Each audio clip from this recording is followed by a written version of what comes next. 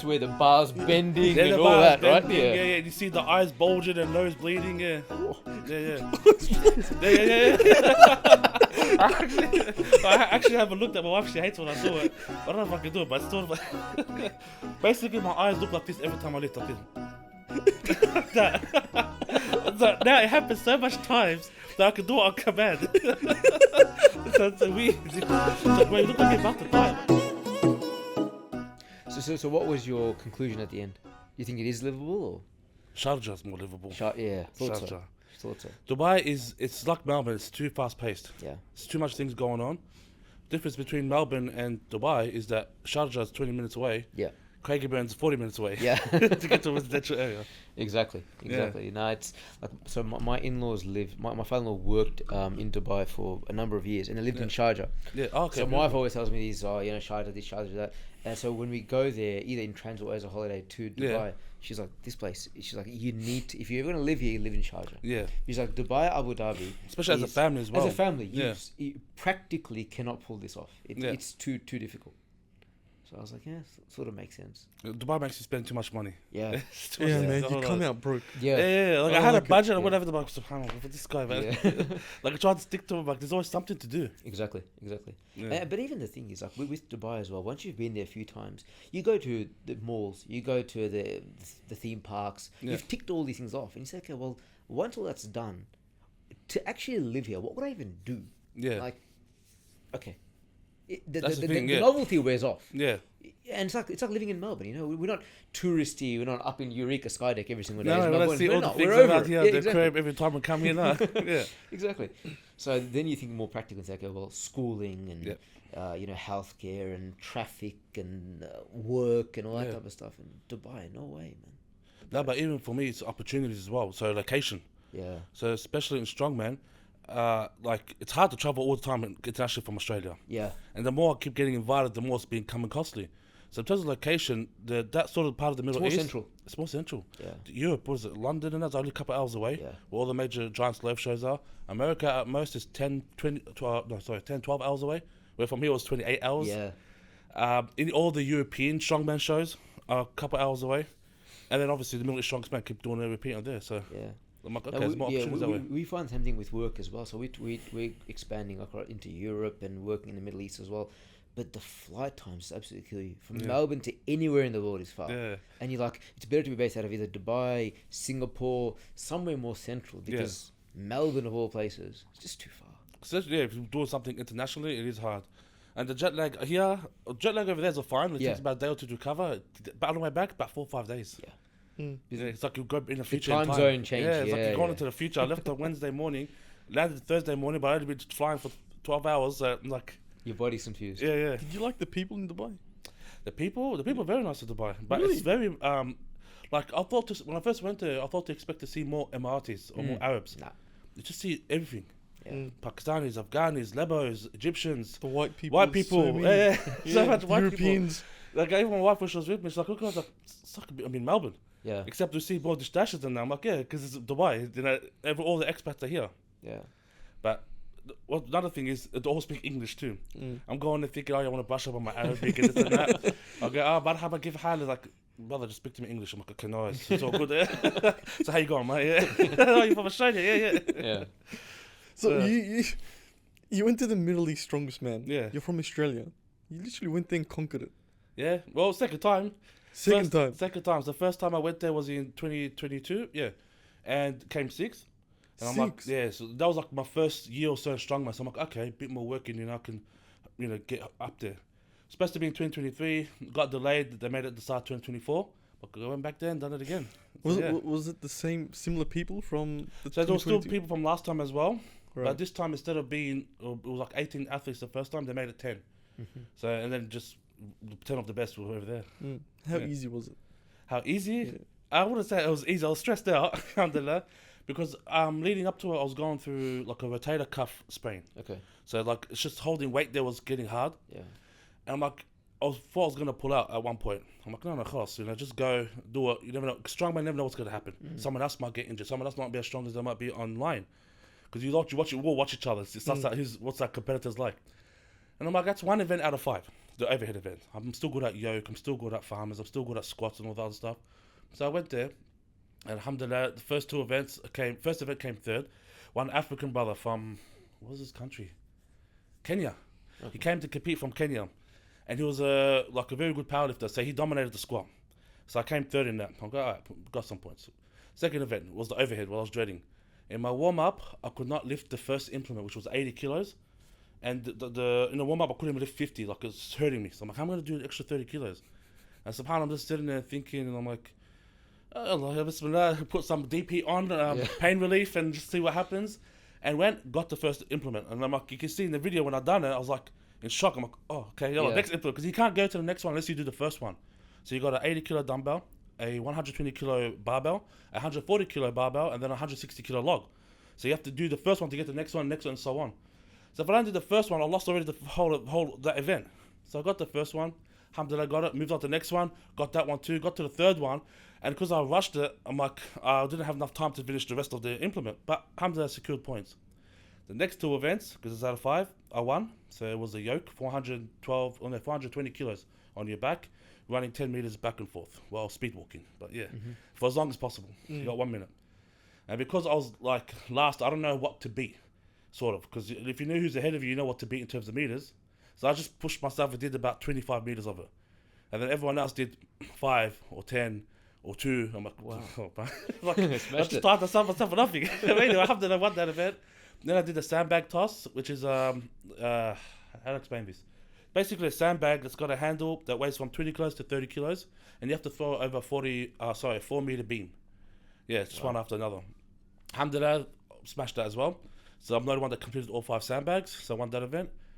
And the last event is just a nice chill farmer's hold, 160 kilos each hand, for as long as you can.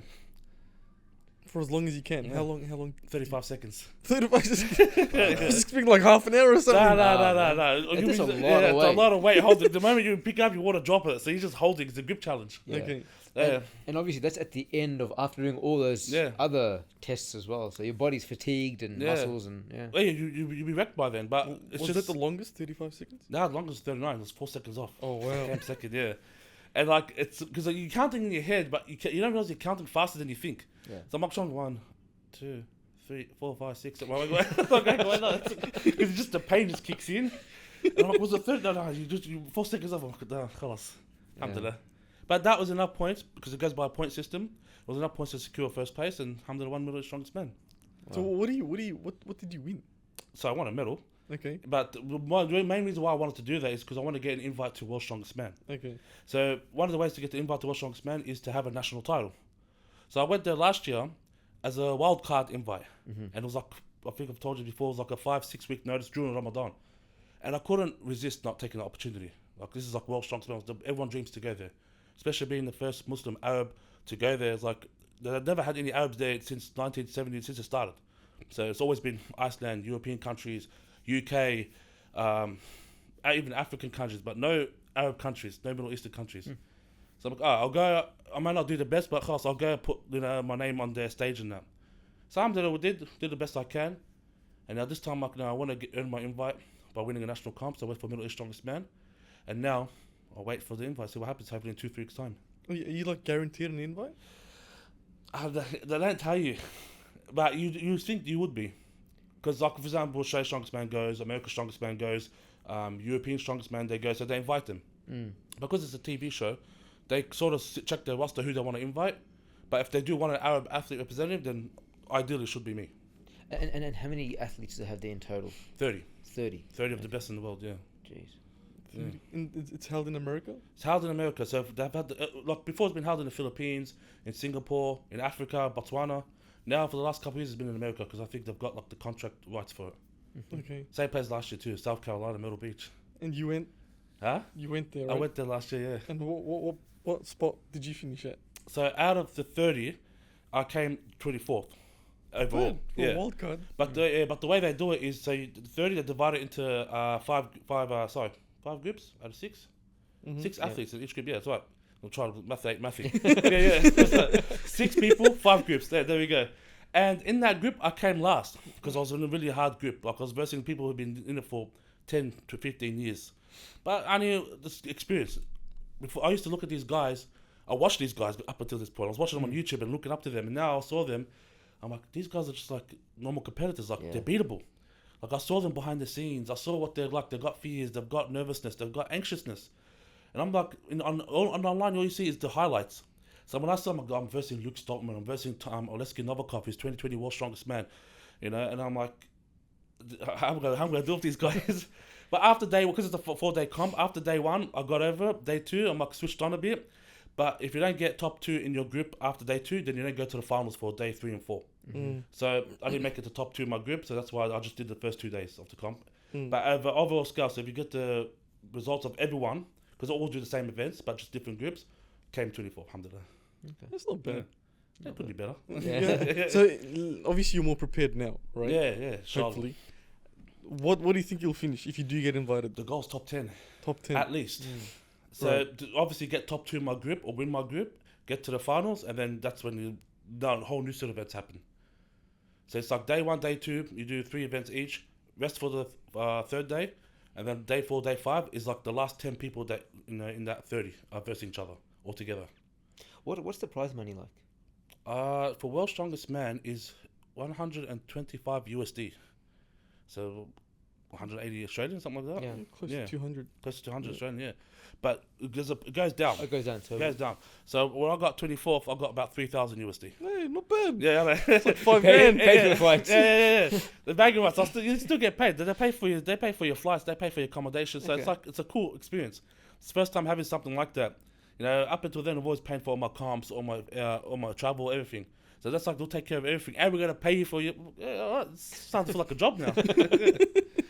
That's not bad. So when you won the strongest Middle Eastern man, what sort of perks are you getting now? Because I saw that I think you were on like a podcast or radio or something in Dubai. Yeah, the Virgin Radio. So are you like a celebrity now? What's going on? It's funny because before they used to say, "Oh, you're a big fella. What do you do?" "Oh, I just do strongman." So the same thing happened when I went there again. They go, "Oh, mashallah, you're big. What do you do?" I'm the Middle East strongest man. Really? When did this happen? So then I straight I know someone. We need to put you on this. We need to put you on that. So they, I don't know. They just like that title. I'm like, subhanAllah, it's like this. People are interested in knowing this. So that's how I got him to Chris Fade, and we reached out to each other. I'm like, I've got Middle East strongest man. You're Aussie Australian as well from Sydney. I'm from Melbourne. Let's link up. He's like, you win. You come on the show. I'm like, done.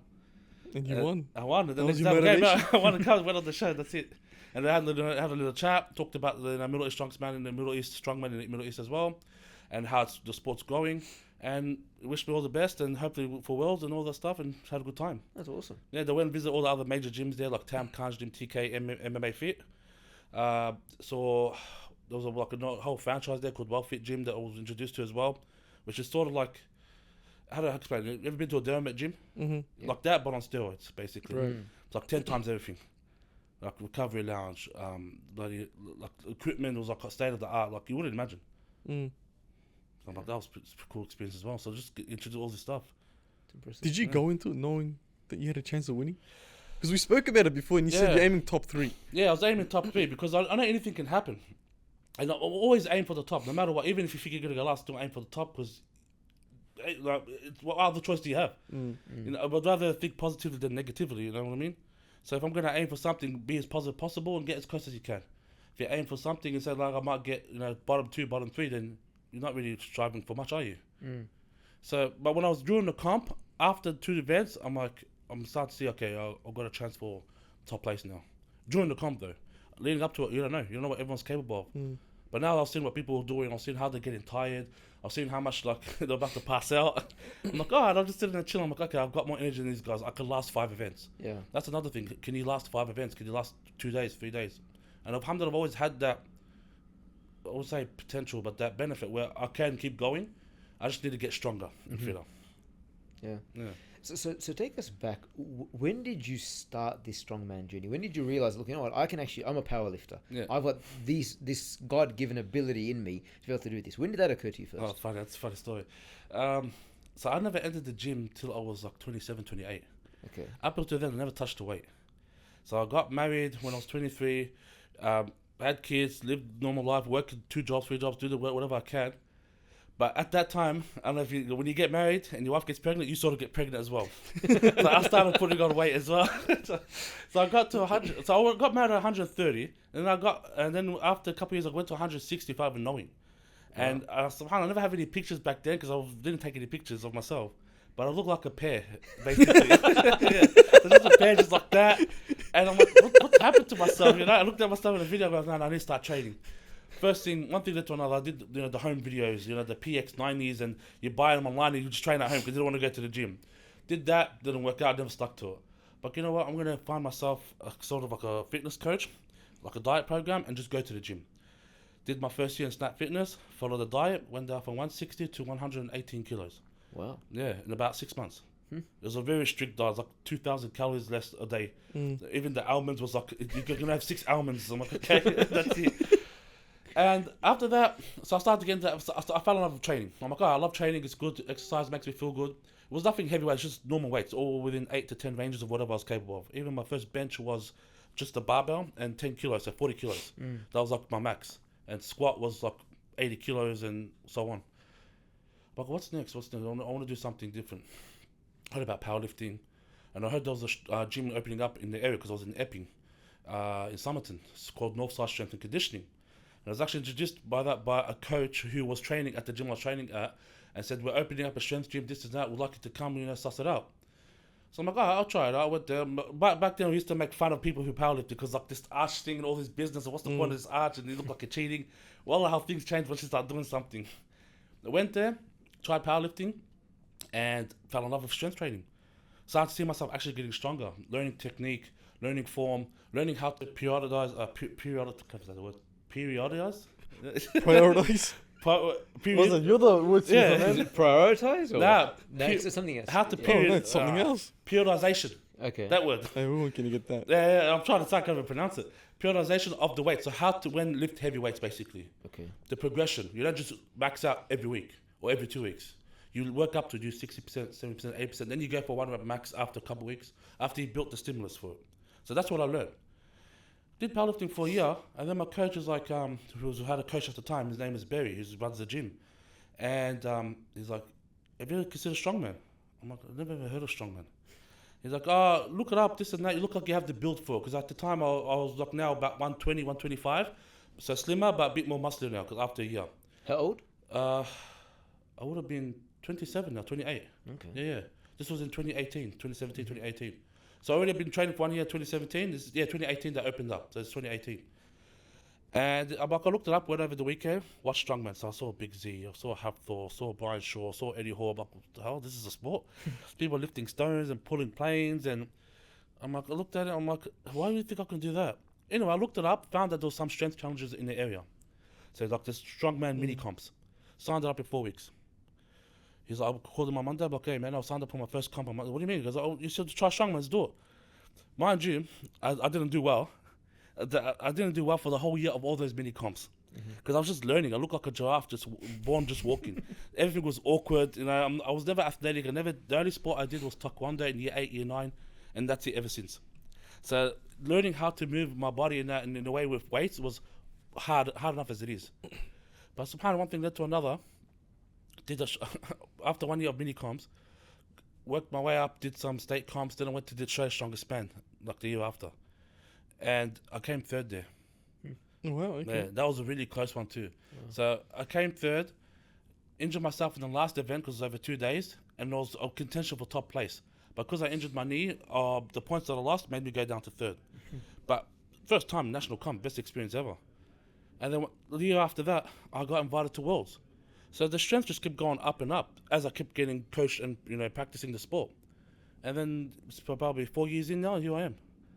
Yeah, wow. Yeah, I've done Middle East Strongest Man, and I've done Middle East Strongest Man again. Yeah, It's a quick journey. it is. Subhanallah, it is. When I look back, I go, that's not a long time, considering I've watched the other guys especially World Strongest Man. Everyone there has been doing it for 10 years plus.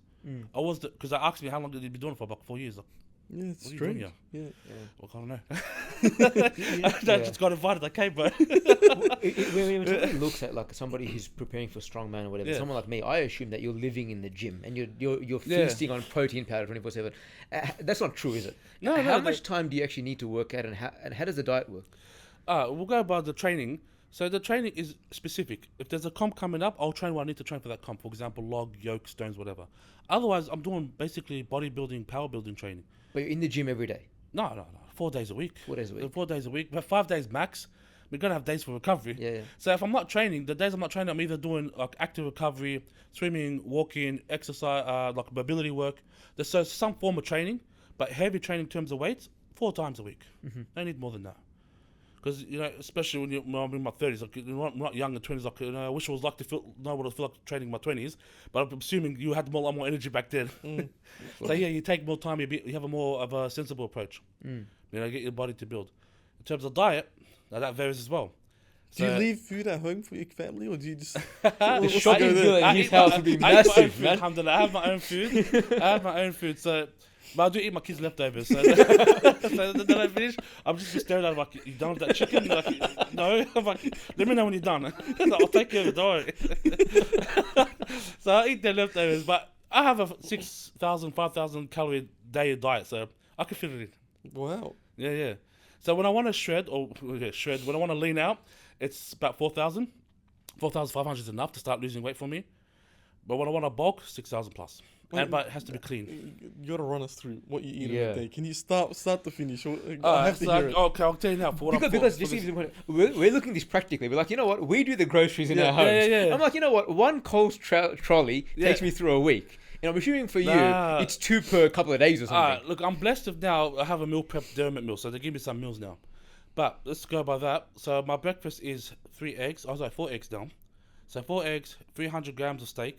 Just for breakfast? Yeah, for breakfast. Oh, it was weird when I first, because I have a nutritionist told me to eat this. So 4 eggs, 300 grams of steak, 150 grams of salmon, just mixed in with spinach. So the eggs mixed in with spinach, mushrooms. Then I'll have a 1,000 calorie protein shake. So it's got bananas, mango, chocolate protein, oats, all sorts of peanut butter to add more calories. That's my breakfast so far, isn't it? Yeah. I'm trying to think, what else do I have in there? Sometimes I'll chuck in a bagel if I feel like I need some carbs. Yeah. Because this is sort of like a semi-diet that's for bulking and maintaining. Yeah. So not to put too much. Then a couple of hours later, I'll have chicken and rice. So it could be like the meal preps I have is butter, chicken and rice, or it'll be like chicken and cajun potatoes. So something of a protein and carb. Then again, after training, another one, something similar. Could be beef mince and rice or chicken and rice. So like I said, this has to be clean carbs for me. Then after that, there'll be like some snacks in between. So it'll be like things like dried mango, dates, stuff like that, just to keep the insulin levels up and running. And towards the end of the day, it doesn't seem like much, but then towards the end of the day, we'll have whatever my wife cooks. So she cooks meals that are like, Middle Eastern meals are like very, like go with my diet because it's basically carbs and protein. It's just fancy. It's not just, it's meat and rice, but meat with some flavor, rice with some peas in there and carrots and stuff like that. So it's like that sort of stuff that I eat. And that's to keep on a daily basis. Wow. Yeah. So how does your wife deal with all this? Because she's obviously, you've got kids to feed and then you've got this big guy to feed. Yeah. So she just makes big portions of everything. and it's like, I just leave it. Even if there's leftovers, that's my food for the next 3 days. Just make big portions of everything. That was like a bigger pot. Yeah. Like, she like to cook for the day, for everyone just for that day, and then cook something new. I'm like, cook something and let it last for 3-4 days. I'll eat it. It's fine. Jeez. Yeah. We live in a time where everything's expensive now. Yeah. How do you manage all this? Alhamdulillah. To be honest, I don't think about it as much, but just get what I need and just make do. Yeah. Yeah. Okay. Because I'm just thinking about the diet, man. That's like... Well, I'll get the cheaper cuts of meat. I'm not getting like expensive steak. So my oyster blades are cheaper. Okay. I'd love to get eye fillet, but that's like $40 a kilo. Whereas the oyster blades like $15 a kilo, so you get more out of that. Sirloin steak, like the sirloin cut. Eggs, eggs, same price always. It's not too expensive, but it's just the amount of it. So if I'm eating 4 eggs a day, that's already a dozen every couple of days. Yeah. So it's a few cartons a week. Yeah. Do you have like any junk food? Only on heavy training days, and I don't know if my coach is watching this, but yeah, like when I train really heavy, like a really heavy deadlift, I don't want the food that I'm eating. I want to go eat like a pizza or something like that's big. You know what I mean? Like a burger, a very dirty burger. How many pizzas can you smash out, you reckon? Oh, a whole pizza, easy. Multiple? Yeah, well, it depends how hungry I am. I mean, I eat one whole pizza myself normally. Okay. So if I'm extra hungry, I'll eat another. So there'll be days where I'm like really hungry. Like I'll just keep going. Yeah. Yeah. You said a really heavy deadlift. Yeah. Again, for us mere mortals, what does that look like for you? What's a really heavy deadlift for you? For me, anything that's over 350, 360 kilos. Ooh. Yeah. Look at that, man. Like okay, I had to work for that one. I need to refuel. Yeah. That's nuts. Yeah. And what's the heaviest you've done? 400. Oh wow. Yeah, that was done it twice last year. That's like. That's where the bar's bending Yeah, and the all bar's that, right? bending, yeah. You see the eyes bulging and nose bleeding. Yeah. Whew. Yeah. I actually haven't looked at my wife. She hates when I do it. I don't know if I can do it, but it's sort of basically my eyes look like this every time I lift, like this. That. Now it happens so much times that I can do it on command. So it's so weird. It's like, wait, you look like you're about to die. I'm like, nah, I love it. It's like, what's the love? Like, I don't know. It's just the thrill of it. Same people why they go deep diving and skydiving. Like it's all threatening, but they just love the thrill of it. Yeah. Damage the back? Damage the back. Yeah. Everyone says that. Yeah, if you don't lift properly, it can damage your back. But it's not like I woke up and did 400 on a day. Yeah, but at that point, 400 kilos is like 3.5 of me. Yeah. That's a lot of weight. Look, we worked up to it, yeah? So, look, that day, let's say I have a 400, I will do the bar, the 2 plates. Okay, feels good. Do 100, yep, everything's fine. Warm up, make sure. Work up 200, 250. If by 300 I'm feeling uncomfortable or something's tight or something, you pull back. You don't like, no, go send it, cuz, you know? You don't do that. Yeah. You know, it's like, you be reasonable with it. People who push through that and they get injured, they're asking for it. So unless it feels good on that day, which is why we have to take care of all our variables, which is our nutrition, our sleep, our warm-ups. Like if that's not in order, we're not gonna lift 400 kilos whenever you want. So that's why it's hard. Yeah. You know, lifting 100, lifting 400 is a big difference on your back, especially in terms of load, because even the barbell, I don't know if they used to teach us in logistics and warehousing, that if you pick up a box, bring it close to your body, because the more farther the box is, the more weight on your back is. Exactly, yeah. And there's a certain number of like times like 100 or 50 or something, like a 10 kilo box can feel like 100 kilos just because you moved it a couple of inches forward. So same thing with the barbell. 100 kilos to your knee, next to your knees, feels like 100 kilos. 1 inch away feels like 150. 2 inches away probably feels like 200. Imagine if you did that to 400. It's like, if 1 inch away, it's like, I'm not picking this up anymore. So proper technique as well. Yeah. You mentioned sleep. How does that work for you? Recovery, how much sleep do you need? Oh, at least 8 hours. At least 8 hours is ideal, which is the actual what I need. I can't sleep more than 8 hours because then I just feel too groggy. And on the worst day, probably 6 hours minimum. Yeah.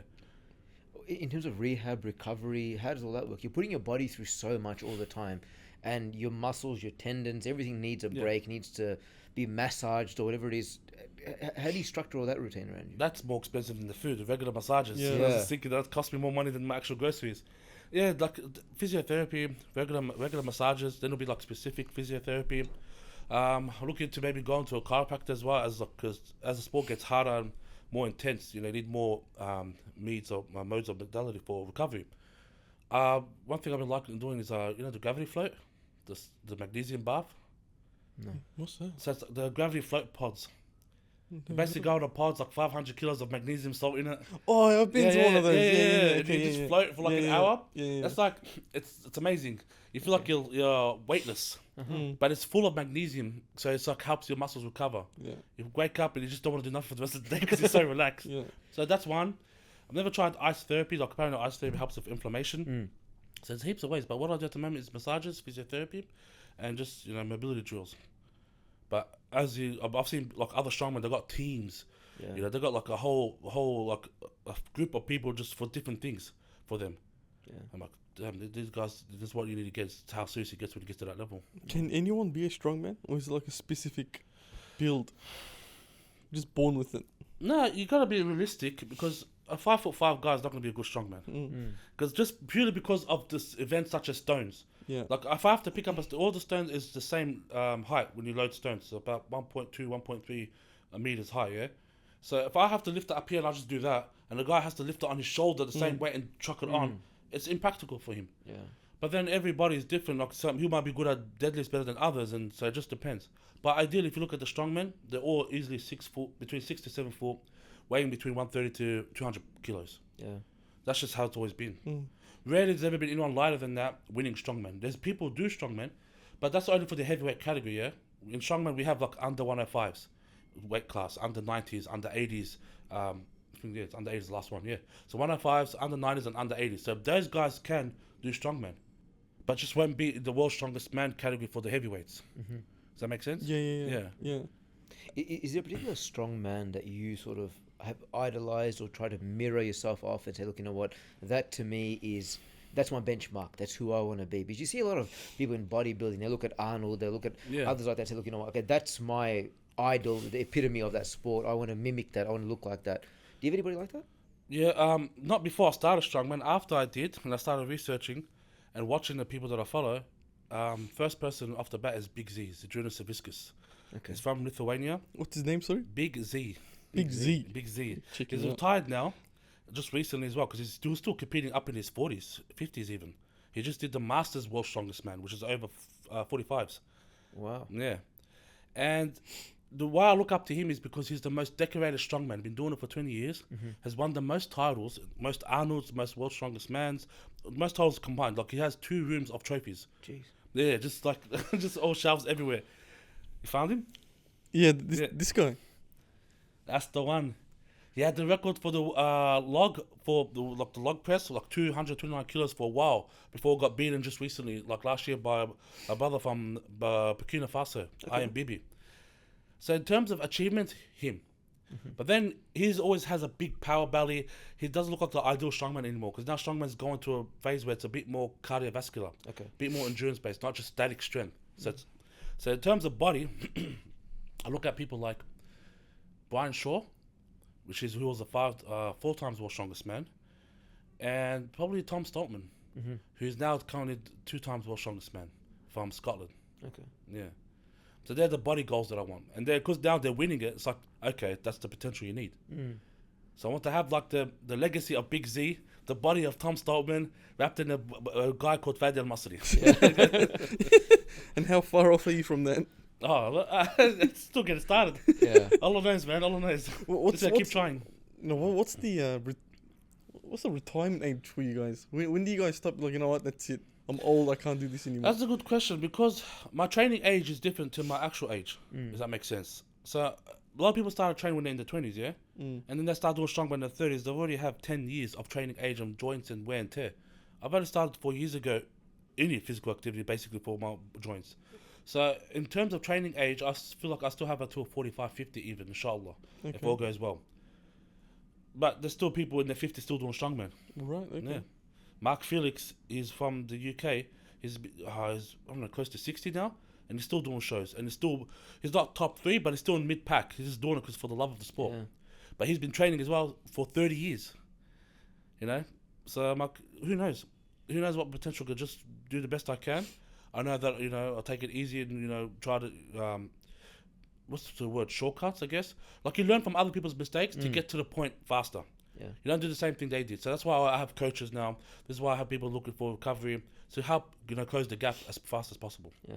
And as best as possible. I think one of the biggest factors for that longevity is your ability to deal with injuries. Yeah. I think injuries are probably your biggest nightmare because if you get that, then obviously training stops, competitions, that becomes a big issue. Have you had any big injuries so far? Yeah. And how do you minimize your risk in that regard? That's the thing. So I have had big injuries. Like, for example, for Australia's Strongest Man, it was the last event, second last event was a loading medley. So basically you have to pick up heavy implements and run a certain meters, load it, run back, pick up next implement, run back. So the one we had was a anvil. No, it wasn't an anvil, no, sorry. Get confused with a different comp. That was the World's Strongest Man. For Australia's Strongest Man, we had, it's like a boat piece, but I forgot what they called it. It's like looks like a giant kettlebell. Okay. Yeah, about 100 kilos. Pick that up, run, load that, come back. It was a metal box, 120 kilos. Pick that up, load back, come back. The third one was a 140, 150 kilo log. So a cut up log. You have to pick it up, put it on your shoulder or however you can and then run. So I got it, picked it up, and as I'm running, I misstepped and all I hear is pop, pop on my knee. And I'm like, this is the first time I ever copped the injury. So I'm like, and I freaked out. And I'm like, in hindsight, I should have finished it off. But because I heard a pop, pop, and I'm like, oh, this is what everyone hears, but that, I'm like, I dropped it. And I thought for a second, and then like, oh, what happened? I'm like, I think something happened to my knee. Long story short, I end up tearing what is it, MCL? The MCL on my knee. And it was like a minor tear on the meniscus and a sprain, grade 3 sprain here and all that stuff. The damage was I couldn't squat or walk for 2 months after that. Yeah. So I was on crutches and, just doing rehab, this and that. This was in 2022. But it didn't stop me. Like, it made me want to come even more better. And then what it made me look into is, okay, how do I bulletproof my knees now? Because up until then, I wasn't doing as much. I wasn't doing as much now. Yeah. I wasn't doing as much recovery. I wasn't doing as much rehab or prehab even. Warming up before you squat. We used to just go and squat. That's our warm up. We squat, next squat, up the way, up the way. Now it'll be 40 minutes stretching my knees, doing leg extensions to pump blood into it, band work, sled drags to pump more blood into the knees, and then your knees really do feel bulletproof. Yeah. But alhamdulillah, a year later, I was able to squat back to my original strength. Now the thought of it is still there. Like I know this is injured, but like it could happen any time. But because it happened now, I'm like, I could come back from it. Yes, it delays comps. Yes, it delays training. Yes, it delays your progress. But because I went through that, it's not the end of the world. I'm still was able to go to Worlds 1 year later. Still able to do Middle East Strongest Man 2 years later. So I'm like, okay, alhamdulillah, it just takes time to recover. Second injury was a stupid one. It was actually recent, like a couple months ago. I went off program and decided to bench. Yeah, because we don't normally bench in our programs, always overheads. Okay. So if we do bench, it's lightweight just for accessories. But that day, it was during the Palestinian, what's going on in Palestine, and I was a bit emotional, and I was just stressed out. So instead of following what I was supposed to do, I wanted to just lift something heavy and just take out my anger on the bar. And subhanAllah, I went up to 220 kilo bench. Everything felt good. 200 flew up. No worries. All right, Allah, put 220. Got to 220, and all of a sudden, all this bang pop drops. No. But this wasn't as loud of a pop though. But I knew something happened. The spotters didn't even know what happened. He's like, oh, did you just fail the lift? I'm like, yeah. Like, I didn't tell him that I popped my tricep. I'm like, yeah, I just couldn't do it. It's like, oh, okay, no, is this and that. Do you want to drop the weight? I'm like, no, leave it. So you can go now. I'm standing there. I went home because I packed up everything and went home because the pain hadn't set in yet. But literally, as soon as I got home, 10 minutes later, it started to swell up. And I could feel that there's something like a piece of tricep missing almost. Oh, no. Yeah. Yeesh. Alhamdulillah, I waited for the thing. It got like bled out, like you get the bruising, like all the bruising that's all over my TikTok. I was making a joke about it. And everything, you go on gym fails. Well, I can make something out of it. Got injured. I got it on camera. Yeah, let's make a gym fail.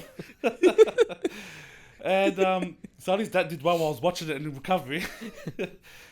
But alhamdulillah, that was only a grade 2 sprain. So apparently it can still heal the pop, and it was only a grade 2 sprain, so there was no tear. So I'm like, alright. So that took about 2 months to recover from, which is also why it affected my Middle East Strongest Man in the overhead event. Yeah. So it was like that was also hindering me. So I had a rotator sprain here, and then I had a tricep that's still recovering there. I'm like, let's just stop, man. And I'm glad I've done it because it came out with the win, alhamdulillah. Can you get any bigger than this? Or Any bigger? I'd like to. are you aiming to get bigger than this? Or what's the goal muscle there? wise, yes. Okay. Density wise. So the goal is to get less body fat and more muscle mass. I still feel like I haven't filled up. Okay. I still feel like there's more because I've seen the strongmen there. I've seen I've taken photos with them, and you can see their forearms are double the size, and they're my height or smaller. So I'm like, okay, I'm still learning into my body. You know what I mean? Like my muscle hasn't matured as yet. Yeah. So to get big, I like to get thicker. Yes, thicker back, bigger muscles, bigger forearms, bigger shoulders, thicker legs. Even my quads are not as big as their quads. So I'm like, yeah, heaps of potential. It's exciting. It's like obviously getting bigger. There's more headaches. So like, how many plane seats do you need to book to have a comfortable seat? Oh, no, I can only afford one, brother. But that's the thing. Yeah, Like, I was lucky to get 3 seats empty when I went there. Yeah. Those were empty, was it? Those were I thought empty. you booked 3 Nah, seats. when I took the picture, Yeah. no. I was lucky.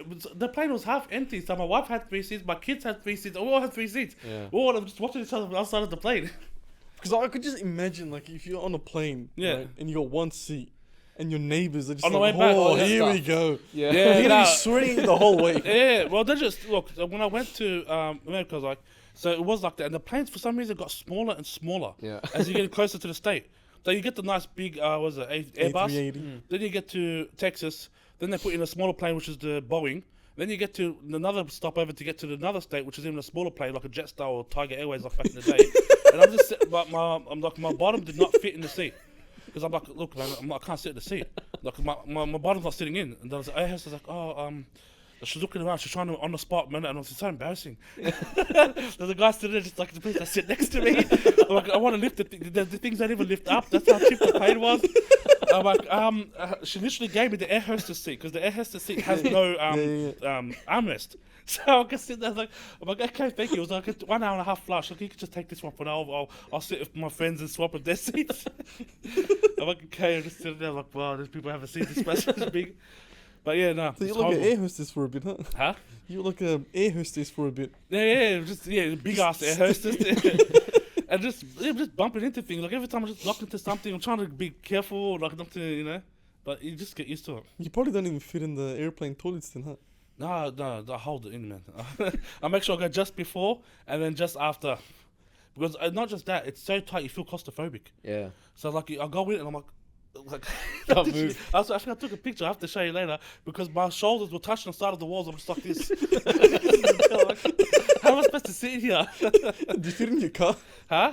Do you fit in your car? I make myself fit in my car. I have a full territory, so it works. Oh, okay. Yeah. When I had to sit down, I wasn't as big as this, so it's different now. So you're 5X large. Yeah. And is that the maximum? I haven't seen the X. Oh no, there's more. There's 6, more. 7. Yeah, you're gonna get more Samoan friends. Their brothers know where the good stuff is at. You know, talking about getting big and stuff. Obviously, there's a natural way of doing it. Then there's the steroid way of doing that. How does it work in your sport? You know, are people who are artificially bulked up, is that allowed? Or because these days you have all this discussion about these enhanced Olympics, right? So there's the main Olympics where there's no doping and no drugs, and then you've got enhanced Olympics. They're talking about it now. They're looking at doing something like that. Yeah, that's a good idea. To be honest, it's a good idea because they're saying that number one, a lot of the athletes who are past their prime but still want to be in the sport, they're saying, look, you know what? If we take some enhancements, we can go on for another 5 or 10 years as a swimmer, runner, whatever it is. But it was just TRT as well. Exactly. And there are also all these people out there who have, from a young age, always used some form of supplement, and they'd never pass the doping stuff, particularly like the Russians and all those sorts of guys. So they would completely... That's so much potential, and they just never got lucky. Yeah, exactly. But coming back to the question, how does it work in your category? Are you guys allowed to take... So it's not tested, basically. Okay. So it's at your discretion. It's not tested like the Olympics. You're not going to get no one rocking up on your door, giving a urine test to see if you're natty or not. So you could cheat then? No, well, they don't promote it. That's the thing. So it's not that it's cheating. It's like, how do I explain this? If you take it, you keep it to yourself. If you don't, you keep it to yourself, basically.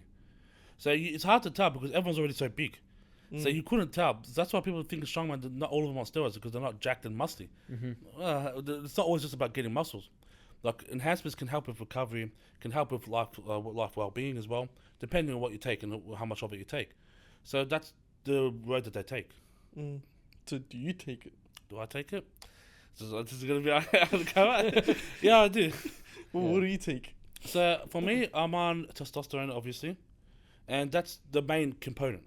So there's, you hear about Tren and all this other stuff, and Trembolone and I don't know what else, Deca, whatever. I never dealt into that, as in or maybe a week when I was in my early days, but I didn't see any benefit from it. Testosterone was the only benefit because it's basically increasing what I naturally have. Yeah. So it's made me recover better, made me feel better, made me, also perform better as well. When the time comes, so when you're getting up to comp preps and stuff like that, then you start taking this thing called oral steroids. So things like Anadrol, Anavar, halotestin even. Have you heard of halotestin? No. A lot of fighters like that one. Okay. Yeah. What does it do? It helps you give you that aggressive edge. Okay. Makes you feel like Mike Tyson sometimes. Oh. When Mike Tyson didn't want to be Mike Tyson. Yeah. That kind of... So it's like it helps with that competitive edge because sometimes you got to have that killer edge in strongman as well where you want to dominate, which is something I lack sometimes because I'm very happy going You're lifter. a very soft, nice guy. You're a gentle giant. Yeah, that's the thing. And then to switch that is hard because I don't want to be... how was that word? An asshole, basically. But when you gotta realize it's a competition, you go, no, I like you, you're my mate, but I'm gonna smash you. Like, okay. So I learned that as well as I started competing. And yeah, I've been on this probably about 3 years now. Right. Yeah. Do you recommend us taking it as well, or? I recommend you take it. It depends what you take it for. But there's people over 40 take it just as testosterone replacement therapy. Okay. So because your testosterone will go down after a certain age. So just to keep that at optimal levels, they'll go on at just 1 meal a week or half a meal a week even, which is a very soft dosage basically. So long term, what does it do to your body? All this training, the supplements, and all that type of stuff. How do you ensure that when you're 50 years old, that your body's not completely smashed?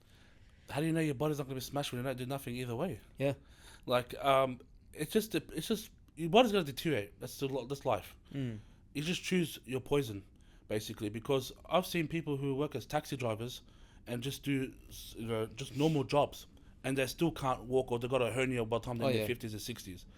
And I've seen people who train weights and heavy lift who don't have no problem at all, but also the opposite. Like we've seen Ronnie Coleman. He's broken his back. Now he's kind of sort of a cripple, but he's lifted a lot of heavy weights as well. And there's other people for the other spectrum as well. It just depends. You do the best you can. Like for me, I train for health, but heavy lifting is not always for health as well. No one's trying to lift 400 kilos because they're trying to be healthy. If you want to lift healthy, maybe 100 kilos for a couple of reps, that's enough to strengthen your back for everyday life. And you just do recover as much as you can. You try to minimize the risk as much as you can. But at the end of the day, it's a passion sport. Yeah. So if I reach, I'll look at it this way: if I reach 50, 60, and I'm in pain because of what I did in my 30s, but I'm also successful from it, and I'm also well known for it, I think that's a win. It's worth it. It's worth it. I'm leaving something behind, as opposed to being in my 50s, 60s and sore just because he's an old guy. Yeah. That's how I see it.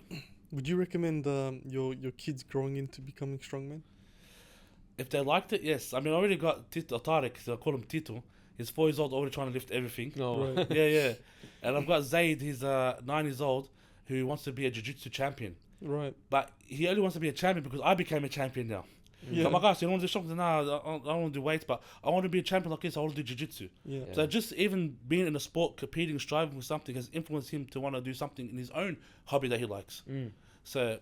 Does he go now? He does. He does jiu-jitsu now, yeah. Which one does he go to? Burak Salman? Oh, yeah. Australian Submission Academy, he goes there. So he loves it there. Do you reckon you could do jiu-jitsu? I've tried. I reckon you could just squash him and just annihilate everyone. I can, but I'm very breakable. I could twist my leg or something. Right. Because I'm heavy, one wrong misstep and that's it, it's all over. I'm more scared of the injuries of jiu-jitsu than I'm actually doing jiu-jitsu. Yeah. I always hear guys that do something and they crack the neck or do something that, or they twisted their ankle because the guy did it the wrong way. I'm like, I can't handle that. I'd rather pop my knee out doing a squat, to be honest. So it just depends. But would you be able to get into like any other form of fighting? In form of boxing, probably. Okay. Boxing will be, or wrestling. I like wrestling. Because wrestling is basically just take him down. So that's like, there's no all this grappling and trying twisting in that. They actually used to have that in World's Strongest Man, which was pretty cool, like in the old days. So they'd have like on the sand, and there's like sort of basically sumo wrestling, but more aggressive. And you just see them just trying to chuck each other out of the circle. So that was kind of cool to watch. I wish they'd bring that back. It'll be fun. Just see two giants going at it. You know what he'd be good at? You know that slap thing on the UFC? Oh my God. How would you do that? Your hand. I'd be good at that's actually a good idea, man. I wouldn't be able to cop the slap because I would just get angry. just sit there and get back. What do you mean? He's meant to slap it back. Oh, sorry, man. Yeah, I'm telling him because you have big hands. Big hands. Yeah. And oh man, that's actually a genius idea. Yeah, I know. Yeah. They have something. The Ottomans, the Turkish slap. They practice that. Yeah. They're more harder than the fist. They used to just bang it against the wall, the brick, just to get reinforced. Oh my God, yeah. Get some techniques from there. They get paid a lot of money for slapping people, so I know. It's nuts. That's one of the big sports in the Middle East as well. Yeah. Like they have big arm wrestling, the slap contest. I'm like, okay. Well, we need strongmen to get up there too, man. It's like a bit of a side hustle, man. You got to use your gift in different ways. Well, what else can you do though? Like apart from strongman, what can your strength? What can you do with it to monetize? Be a very good mover. Well, that's it, man. Look, strength training, it carries on to anything. So it just depends. It can carry on to fighting, carry on to wrestling, because all this strength is going to be used for something. But then you just have to be more specialized in that field. Like you have to practice it and get better at it. Like I could pick up people so easily and throw them, but now once I learn technique with that, it's a whole different ball game. Yeah. This is why they're trying to get some strongman to get into MMA and like have like a special fight for them, because they want to see what kind of these giants. We want to see what they can do if they learn how to fight. If they learn how to learn some techniques. So there's always like things like that going on behind the scenes. Yeah. Talk to us about mindset. For someone like yourself who's had to change their direction, at a later stage than maybe some other people might do, because some start at a very, very young age. So, and then how do you get into that headspace of, I'm going to physically put my body through a lot of, I'm going to push myself to the limit. And I'm going to then train, I'm going to make all these sacrifices, and the outcome is unknown. I've got no idea. I could be investing all this time, effort, energy, and putting my body through immense pain, and I may not win this. What goes through your mind? How do you psych yourself up, and how do you manage all that? It's funny because I had a lot of limiting beliefs before I started strongman or any strength training. So that's what I love to exercise so much. It's like once you achieve one goal, you feel like you can achieve another one, and another one, and another one. Then it snowballs. Like unless you achieve one goal that's achievable and reasonable, you won't feel like you can achieve something that's more higher than that. Yeah. Does that make sense? Like if someone told me that I can lift 400 kilo deadlift when I was only doing 100 or 50, I'm like, crazy. What are you on about? I can't do that. Like, okay, don't worry about the 400. Go for 120. Okay, work for the 120. I got to 120. Wow, okay, I got it. What's next? 150, so on and so on. By the time you get to 300, 400 doesn't seem that far. So that's the same mindset I had in my training. I did my first mini comp. I had a taste for it. I didn't win, but I liked it. I enjoyed it. Like, well, how far can I go? Did it for fast forward 1 year, and then I'm like, now I'm invited to a national comp for Australia's Strongest Man. Okay, well, what about Worlds? Because I didn't think about Worlds till after I got to Australia's Strongest Man. So before that, I didn't think anything about Worlds. But it's just one step at a time was my mindset. Now that I got to Worlds, it's like it times it by 10. Like, you know what? I don't want to just be World's Strongest Man. I want to be multiple World's Strongest Man. I want to have titles in other sports, like in Arnold's and Classic and all these other strongman sports. I want to have records one day, like the 500 kilo deadlift record.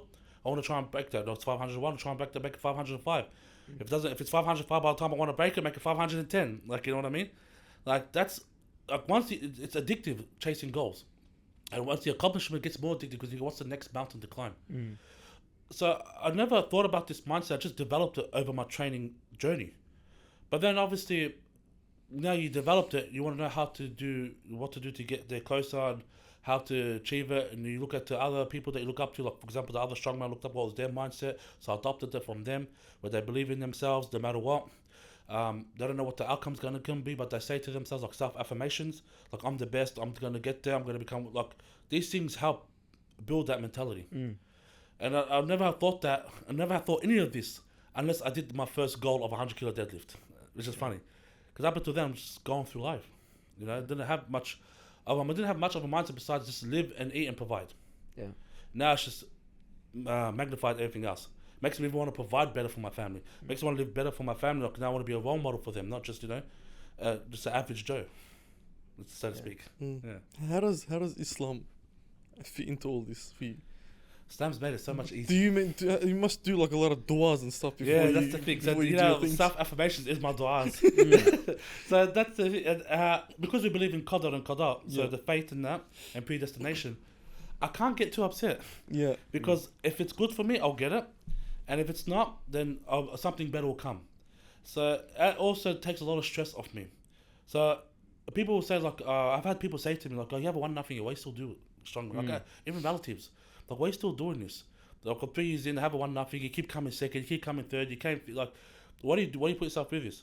Okay, because I love the sport and I trust that Allah subhanahu wa ta'ala, something will come one day. Now that I want to be the strongest man, we believed in you. Yeah. You're a beast. I don't know this is the back of my head that you said this, but I'll just let it slide. Yeah. Whatever. But like, subhanAllah, Allah wants things to happen when He wants it to happen. Exactly. You have to put the effort in, and that's what makes me happy. Like, okay, I'll put the effort in, and I know if you put the effort in. If you know you're lazy and you didn't do well, you sort of know. Everyone can be honest with themselves. But if you know you did everything you can, you did the best of your ability, and Allah still didn't give you what you wanted, it has to be khair in it. It has to be some good in it. Something better, maybe another opportunity opened. I mean, I thought I had to win Australia's Strongest Man to get invited to Worlds. I came third and I still got invited to Worlds a year later. So I'm like, okay, there's still khair in that, you know. And so that helps. And also, Allah's name is Al-Qawi, the giver of strength, the strong, yeah. So I love using that name every time I lift it. Yeah, Al-Qawi did him in Al-Quwa. Oh, the one who is strong, gives me strength. And that's just like a mantra that makes you feel like you can lift anything. If I die at this spot, hey, at least I made dua before Allah. So I'm happy to die this way. It's a very interesting mindset to have Yeah. as a Muslim, alhamdulillah. That's impressive, man. Yeah. It makes you feel more comfortable. That look, Yeah. I'm not here alone. I've got some support around Yeah. me. Because oftentimes, your sport isn't a team sport exactly. You're going out there, you're a one-man army. One-man army, You have to yeah. go out there and you have to deliver on your own. And I think that's where a lot of people struggle mentally. They struggle with the loneliness. In the gym, you're there by yourself. You may have a spotter or a trainer. Yeah. But ultimately, it's me putting my body through all this. I need to deliver. It's world's strongest man, not men, not Yeah. team, whatever. It's a personal endeavor. And having that belief that, Allah's there to support me. I can lean on Him. I can rely on Him. He'll take care of me. It must help a lot. It does take a lot of stress, and it makes you just want to keep going. Yeah. Because, yeah, whether good or bad, it's always good for the Muslim. That's the mindset that we have in everything in life, and also we're encouraged to strive for excellence in everything we do. When it says when you do something, do it in ihsan, do it in the best possible way. So, I mean, you're also getting. I like to think I'm also getting rewarded for this. Because I'm doing it for the sake of Allah. I'm doing it to be a role model for the Muslim Ummah as well. To show them that you can achieve something, you can go, put your mind on something goals. Also trying to be Islamic about it as well. It all goes hand in hand. Yeah. For me, I personally think it's the best mindset to have. If they really looked into it to see the psychological perspective, it is the best mindset to have in life, in work, in training, in everything. Because you can't get too down about a lot of things. Like, I reckon, and I'm not, look, it would help with depression a lot more than it would when you think that everything happens for a reason, and there's some sort of reason behind it, and that something better will come. Because Allah says, فَإِنَّ مَعَ الْعُسْرِ يُسْرًا إِنَّ مَعَ الْعُسْرِ يُسْرًا. There's very after hardship there's ease, and after hardship there's ease. So it's whatever hardship you're going through, whatever you're not reaching your PBs, you're not winning your comps, you're not doing well, and it's gonna go past. It also forces you to be proactive and say, what can I do to improve on this? Yeah. Not just sit there and complain, I'm shit, I'm not good, I'm not going to be good enough. No, you can be good enough. You just got to work hard on it. Where to from here then? Huh? What's the next goal for you? What's the next goal? To get invited to World's Strongest Man at the moment. I feel like you'll get that though. If I get that, so then just keep getting better. That's my goal is strongman. So I would like to do this for multiple years. And then obviously, if I want to think at a bigger perspective, and eventually be a strength coach as well, and then teach the next generation and guide them into this sport as well. It's just strength training in general. I feel like it's such a beneficial way of life. No, it doesn't have to lift as strong as what we do, but strength training in general can enhance your life. In everything, in confidence, physicality, life. Yeah. Yeah. That's amazing. Yeah. Do you have any other questions, Maza? Fade, we're gonna leave it over here. Yeah. I think we're gonna hit the 1 hour mark. So look, thank you so much for coming on. Thank you for having me. Thank you all for watching and listening, and see you guys in the next one.